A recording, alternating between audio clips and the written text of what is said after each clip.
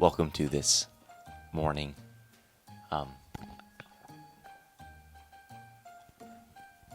Welcome to this beautiful, cold morning. While I sit by the fire and get all toasty warm, which is false because it's actually freezing in here. Okay, you haven't posted in a month. Okay, well I freaking know, so you can get on my back, you jerk. Just kidding, you're not a jerk. You're my friend. You're my only friend. Oh my god, it has been a month, hasn't it, though? You're probably wondering where I've been for a month, haven't you? Well, bam! Your boy is graphic design certified. Need a graphic design? Bam! Your boy got you covered. Need a typography design? Your boy got you covered.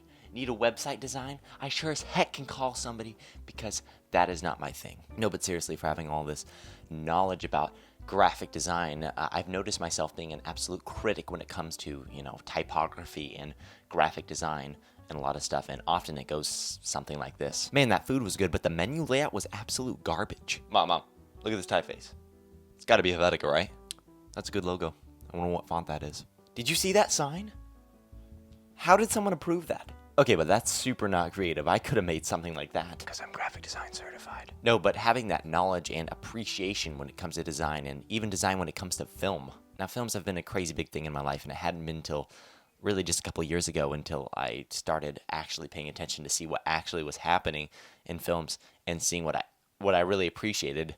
And yes, what I didn't appreciate. And let me tell you, my friend, there's a lot of crap that went over your head. Then you were like, oh, that's so cool. And I was like, how is that okay in this film? One example is from the movie Jason Bourne.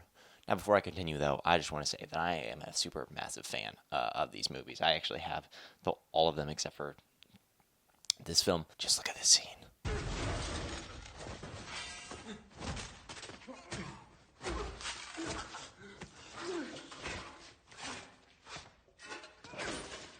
Like, can you tell me what is actually happening in the scene? I don't even know who's hitting who when it comes to when they're hitting each other. Like, there's like 3 cuts before every single hit, and the camera's like, I guess the cool thing is that it's definitely a style, and they have no problem showing that off. Even just looking at my old videos from 2015, I just want to sucker punch my stupid little face. But even using some of the other creativity I've seen from other films, Kyle and I got to try out some pretty cool things when it comes to filmography and editing.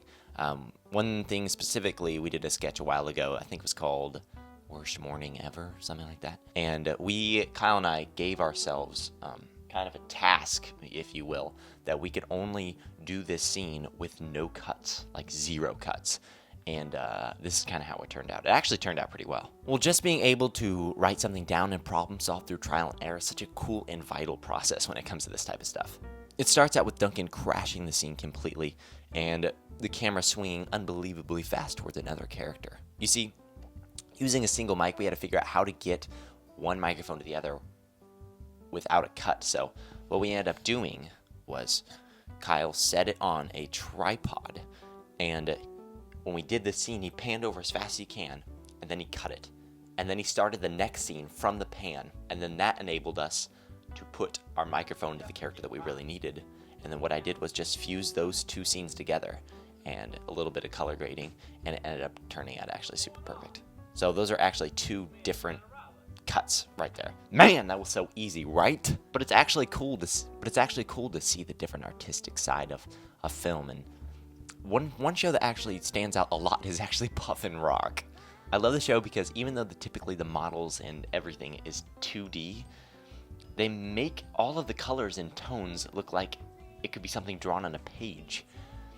With using very soft and different lighting as such, it creates the perfect mood on what this show needs.